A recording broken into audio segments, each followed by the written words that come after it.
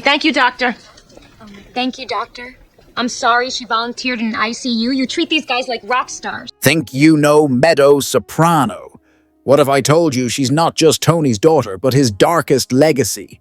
Welcome to Sopranos Breakdown. I'm Matthew. Together, we'll dive deep into the world of Tony, Carmela, and the rest of the crew, uncovering hidden details and exploring the deeper meanings behind every episode. If you love The Sopranos, do me a favor, smash that like button so more fans can find this content. All right, let's get started.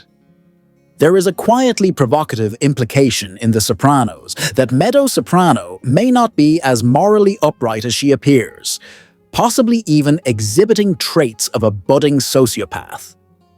This idea surfaces in the episode where Tony has just been dropped by Dr. Melfi. Columbia Press in New York. She's thinking about a career in medicine. Oh. Or law, I don't know. Thank you, doctor. Thank you, doctor. I'm sorry she volunteered in an ICU. You treat these guys like rock stars. During a dinner conversation, Carmela remarks that Meadow wouldn't be a good doctor because she lacks empathy. Tony bristles at this, defensively brushing off the claim, but the moment raises a deeper question.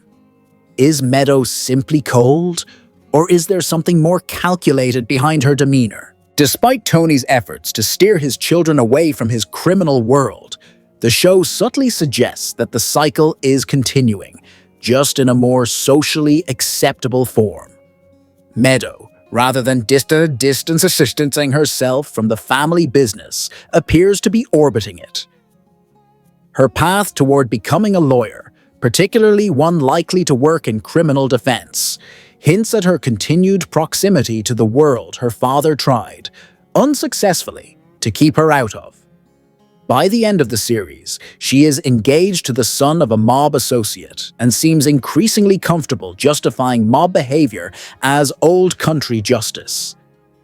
Carmela's comment may have been motivated by embarrassment, deflecting from Meadow's failure to pursue medicine by questioning her emotional capacity instead.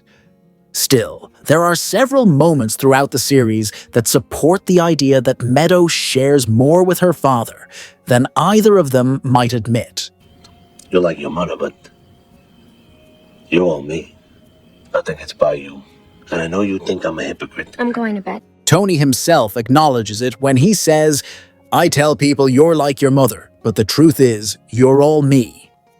If one accepts the show's suggestion that Tony exhibits traits of antisocial personality disorder, ASPD, it's not unreasonable to consider whether Meadow might fall somewhere along the same spectrum.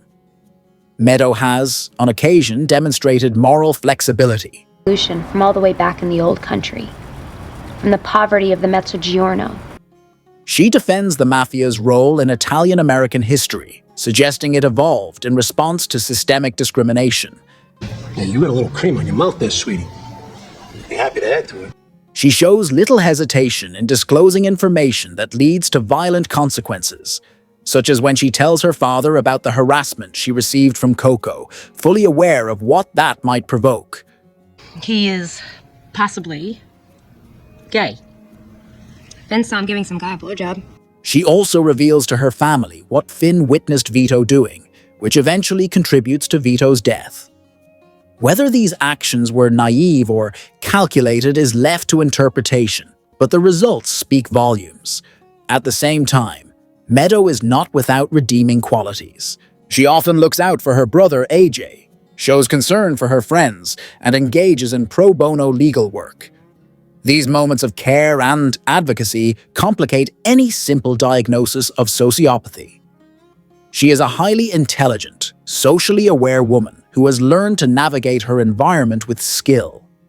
Her ethical compromises may be seen as adaptations rather than symptoms. By contrast, AJ, for all his immaturity and aimlessness, experiences genuine moral distress about the life he's inherited. His breakdowns, his depression, and his existential questioning all suggest a depth of conscience absent in many other characters. His rejection of the family's values may be clumsy, but it is sincere. Ultimately, Meadow represents a different kind of heir to the Soprano legacy, not one who continues violence with her own hands, but one who enables and rationalizes it within the structures of modern respectability. Whether this makes her sociopathic or simply pragmatic is open to interpretation. What is clear is that the emotional and ethical legacy of the Sopranos household did not end with Tony. It evolved. The most important part is coming up. Skip, and you'll be totally lost. Don't believe the hype. AJ Soprano never stood a chance in the military, and that's exactly why. Let's be honest, the military isn't just running through sand waiting to get blown up. It's full of roles, skilled technicians, logistical support, officers, even clerks running convenience stores on aircraft carriers. Low floor, high ceiling, decent benefits, GI Bill structure. A system that gives you something to hold on to. For a moment, it looked like AJ had found his lane. The only time he ever showed real purpose was when he was out running. No whining, no fake laughs, just focus. And what happened? You're not gonna sew the hat. Let's put the hat on for your mother. No. What did you say? Tony crushed it, took that small spark of drive and rerouted him straight into a job in the sleazy entertainment industry. Because nothing says growth like handing your kid a do-nothing job in a softcore film company. Studying. He goes clubbing in New York. Well, you cut him too much slack. You're still protecting him. I know he avoids Tony. This was AJ's full metal jacket moment. Only instead of boot camp, he ends up whining about pasta and going clubbing. Imagine a drill sergeant screaming, "What is that in your footlocker, Private Soprano? Is that a fucking ziti? You think this is Sunday dinner?" But in truth, AJ never would have made it. Oh my God. Hey, Jay. Hey, Jay. Anthony, here. Get some water, son. My son has panic attacks. Now, obviously, we can't send him to military. Pediatrician said. He cried over the idea of military school. He had panic attacks. He passed out under stress. He tried to commit suicide. Oh my God, is he all right? He's fine. He was up by Ramapo. He apparently took some pills, and his trooper found him in a bathroom at his diner, and they brought him to the hospital. He had just been hospitalized after a suicide attempt. That kind of medical history doesn't exactly fast-track you into the armed forces, even in the post-9/11 surge era when standards were more flexible. Assuming he was honest on the paperwork, he'd have been turned away. The irony? His family still went out of their way to prevent him from joining. Not because they believed he'd die in a war, but because military service represented something they didn't understand. Personal transformation, structure, values. The opposite of everything he'd known. Some say he might have found his place. There's an argument for that. He played football, was even a team captain. Physically, he could have handled it. And maybe, just maybe, being pulled out of his pampered suburban bubble and dropped into something larger than himself would have forced him to grow. He might have met people who didn't get everything handed to them, who had to struggle for every inch. Others see it differently. The same emotional fragility that kept him glued to video games and mall food courts would have collapsed under pressure. He might have lashed out or broken down, or both. He was too soft for a world that demanded resilience. Still, he wasn't entirely hopeless. He had guts, misplaced maybe, but real. It's not my knife.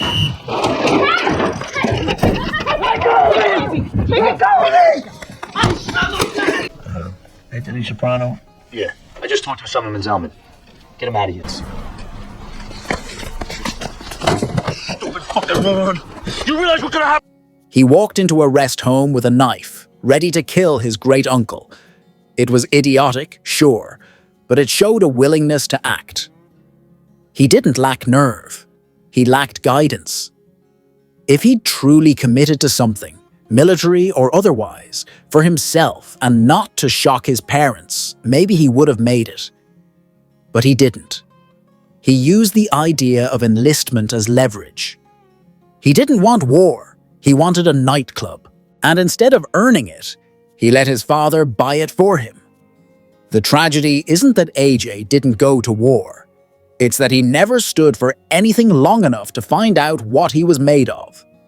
The military might have offered a way out of his father's shadow, but he chose comfort over challenge. That choice sealed his fate, not as a soldier, but as his father's son. This is where it gets really interesting. Stay with me. Tony B took out Billy Leotardo. Wait a minute, you mean Philly? Billy. Phil got winged. He's in the hospital. Nah. TB went ape over Angelo. Phil, he's holding his little brother as the kid's dying in his arms. There's blood all over Phil. Tony B wasn't the tragic genius you thought. He's the real reason the mob war exploded, and no one wants to admit it. The man who hands out envelopes for hits on high-value targets gets clipped, naturally, and Tony B acts like he just witnessed the fall of Rome.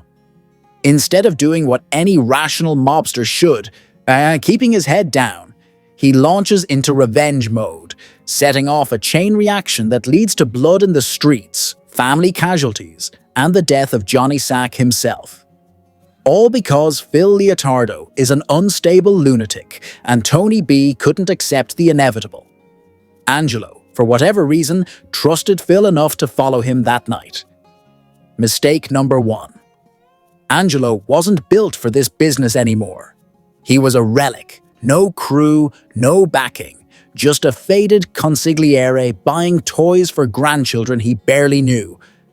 That should have been Tony B's first clue, but instead of minding his business, he dives into street politics like he never left. In that same Jersey crime film, The Sopranos. Let me see how he looks. Tony B still is, as far as I know. 28 years old when he went away, a rising star, thought to be the central suspect in the car bomb killing of Thomas Gilardi and his driver. Tony B was supposed to be the smart one. The high IQ, the straight path, the massage parlor owner with big plans. But he didn't see the writing on the wall. Turns out somebody got a look at the guy that did Joe Peeps. All they got so far, she's got a bad limp. Don John Silver, maybe. Where the fuck did you get the balls? I am bending over backwards trying to stay neutral. Paying for fucking car seats. And you're out there acting like a fucking free agent. Hitting Joey Peeps didn't make a point. It detonated a war. And he wasn't ready for the fallout. How's your car? Escalade. Total. Probably saved our life. Angelo got himself killed in the dumbest way imaginable. The old car accident ruse. John wants to talk, they say, right after the fender bender. Angelo doesn't even get in the car. He follows them. That didn't save him. Phil had a point. Retirement is an option. Angelo should have stayed out. He's just floating this to keep the peace. What if there was a power-sharing situation? Power sharing. You all were in charge equally, but no major decisions can be made without a majority of 2. And Tony Soprano? He made it worse by telling Johnny Sack the idea to share power came from Angelo. It didn't. That was Tony's idea at the sit-down. But blame shifted quickly, and Johnny gave the go-ahead. Just like that, Angelo was gone. Tony B saw Angelo as a father figure, but sentimentality has no place in organized crime. Joey Peeps, Lorraine, the so-called triumvirate. All of it spiraled out of control because everyone was clinging to personal loyalties instead of playing smart. Tony B's downfall was thinking he could live 2 lives, one as a reformed citizen, the other as a man of respect. But when real life disappointed him, he reverted to violence. Rage replaced reason. Discipline went out the window. What followed was predictable. He gave up the business he built, beat a man with a 2x4, and declared war with a hit that made things worse for everyone. Genius? He never demonstrated it. He let emotion guide his actions in a world where that's a death sentence. In the end, Tony B wasn't a mastermind. He was a man torn between sentiment and survival, and he paid the price. Just another example of someone who couldn't leave the life behind, or live it properly. This video just hit the plot twist. Don't blink. They say the FBI protects witnesses. Here's the brutal truth about how they abandoned Adriana. There's a small moment that really stands out when the FBI agents discuss Adriana's disappearance. The male agents pretty much assume she's dead, because, well, that's the most likely scenario. Meanwhile, the female agent, who was Adriana's handler, gives a shocked, almost disbelieving look and walks out. It's surprisingly humanizing. She wasn't exactly kind to Adriana while she was alive, more like constantly judging and pushing her around. But when it finally sinks in that Adriana is actually dead, the tough cop act slips. Maybe she had some sort of twisted bond with Adriana after all. Treating her as just another informant was easy, but now the reality of her death hits hard. If I was to hear, let's say, a murder was to take place, not that I'm saying it would, but if it... You can almost see the denial as she says she could have fled halfway to China by now, only to be met with deadpan looks from the others. It's likely this was her first field assignment. Of course, she doesn't want to accept that her first informant ended up dead on her watch. But here's where it gets infuriating. She was an FBI agent, Christopher. She lied to me. The handler's display of emotion doesn't erase the fact that she played a major role in Adriana's demise. Right now, you're guilty of obstructing an ongoing investigation into a drug-related homicide. You were looking down the barrel at 25 years. But I didn't do nothing. Take your head out of your ass, Adriana. You knew exactly what you were doing. She pressured Adriana with lies about trumped-up charges, turning her into a nervous wreck for months. They deliberately picked the weakest, most naive informant to manipulate and then abandoned her when things went wrong. Why target Adriana, who knew almost nothing, instead of some low-level mob stooge? That whole storyline is maddening. I didn't tell them nothing. I swear to God, I just license plates, some other stupid shit. Adriana was vulnerable and clueless, easy prey for FBI manipulation. Unlike hardened mobsters who flip only under serious threat, she had no chittensh. Meanwhile, Christopher's girlfriend had far better access and could have been used instead. But no, this poor girl got sacrificed. The FBI's desperation is clear. Cooperators disappearing, no solid intel, so they're willing to ruin a woman's life for a case against Tony that wasn't really going anywhere. What really sticks out is how badly the FBI botched the case. The homicide Adriana was involved in was one of the clearest self-defense cases ever. The attacker had a knife and was threatening two unarmed men. Legally, they had every right to defend themselves. A good lawyer would have dismissed the charges, but the FBI twisted the story to keep Adriana under pressure. And charged with possession and intent to distribute cocaine. A charge that carries with it a penalty of up to 25 years in prison. Even the initial charge, intent to traffic cocaine, was weak. Once Adriana started cooperating, the FBI dropped their guard. All she had to do was ditch the coke, and their case would vanish. But she never got the chance. This perfectly reflects real police work, where suspects don't understand evidence collection, and the feds lie and manipulate without accountability. Then there's the guy with glasses who tells Adriana she's guilty of hiding a drug-related homicide, as if he's a legal expert. It's completely wrong. The justice system has a process: charge, arraignment, trial, then verdict. But these agents use scare tactics to force cooperation. In the end, Adriana was abandoned by a team of arrogant, callous FBI agents who never protected her. They gambled on her as a low-value asset, got nothing useful until a separate crime gave them leverage, and then left her exposed to dangerous killers with no protection.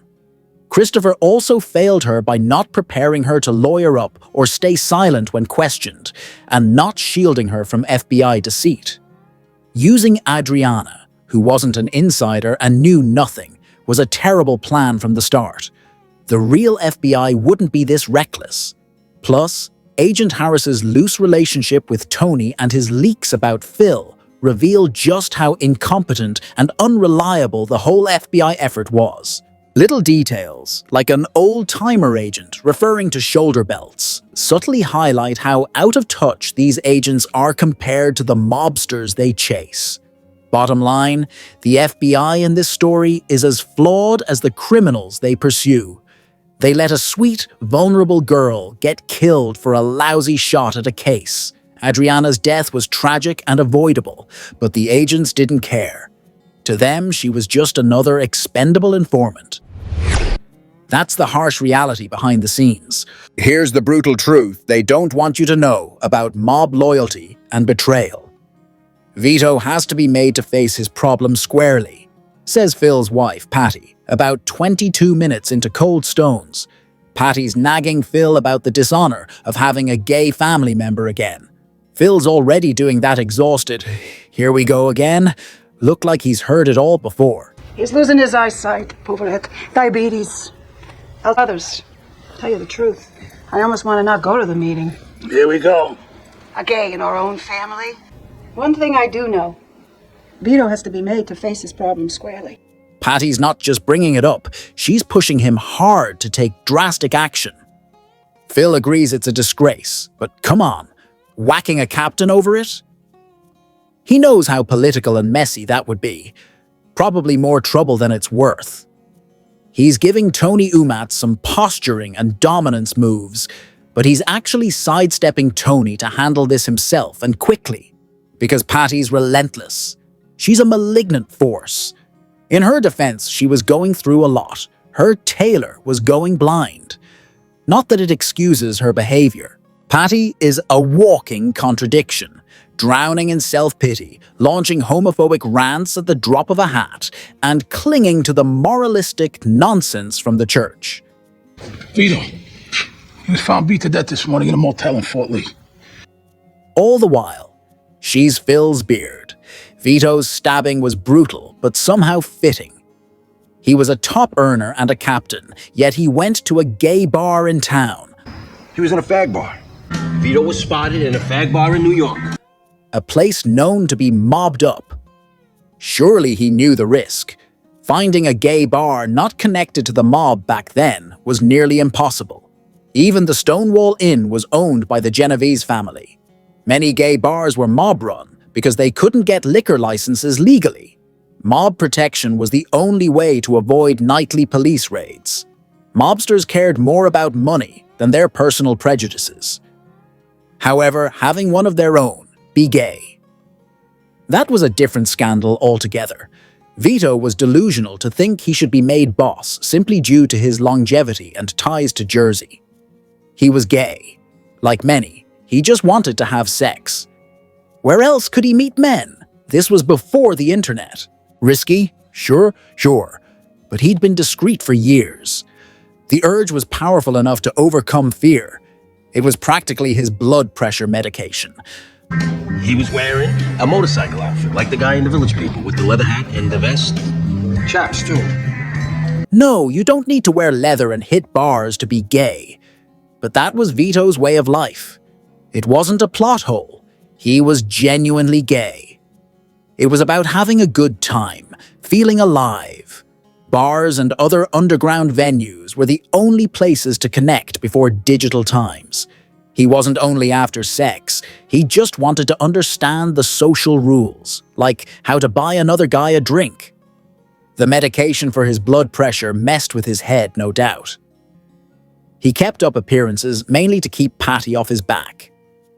The hypocrisy and buffoonery of these guys is one thing, but what they truly despised were the rosary-clutching posers. Captain, the good ship Lollipop, right? Phil, please. Please, my ass. The man was a fucking disgrace. Now, before... Phil even looked Vito straight in the eye and called him a disgrace, while eating ribs in the car, no less. Apparently, eating ribs while driving was a big no-no. That might have been the final straw for Phil. Who does that? Mayonnaise on the side, naturally. All the women, enablers. Carmela knew exactly what it would take to get her spec house approved. And what would happen to Vito if she spilled to Tony? None of them are good people. They all associate with criminals. But then, what about the Carnegies and Rockefellers? Crooks too, but that's just business, right? If they followed the law, no. Otherwise, yes, crooks. It's classic narcissistic justification. Commit heinous acts and still believe you're the good guy. At least some had the guts to take what they wanted. The rest just swarm around like a hive, pretending to stay Italian. Being trashy isn't bravery. Phil's likely worried Patty suspects he used his past during his 20 years inside. He wants to project strength so she doesn't think he was compromised. She knows, but she doesn't. And here's the kicker. Phil isn't even mad that Vito was cheating on his sister. He's mad about who he was cheating with. His sister's his second cousin. Family's complicated. Everyone has goomars. It's part of the culture. The funny part is, Phil's fine with the cheating as long as it's with a woman. That explains the unchalked pool cue.